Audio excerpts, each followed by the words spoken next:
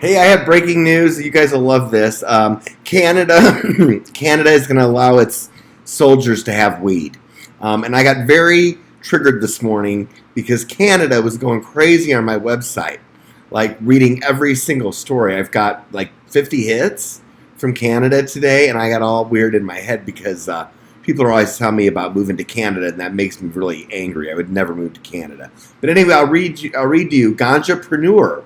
Canadian Armed Forces to allow some cannabis consumption. Canada has spelled out the cannabis consumption rules for soldiers and civilians working for the Canadian Armed Forces.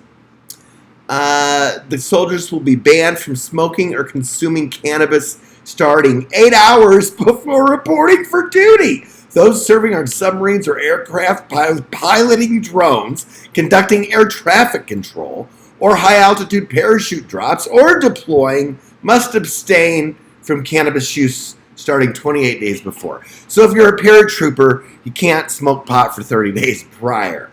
But I guess if you're combat, you can smoke up until 8 hours prior. I don't know. That's kind of the way I read it. Canada's military suffered a tragic embarrassment centered around alcohol.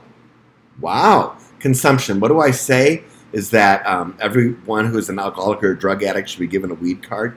Canada's military suffered a tragic embarrassment centered around alcohol consumption in the armed forces during the 1993 Somalia affair. During that incident, Canadian soldiers who were likely heavily intoxicated were discovered to have beaten and killed a Somali teenager. Wow. I don't really remember that. Anyway, that's not how anyone really thinks Canada is it.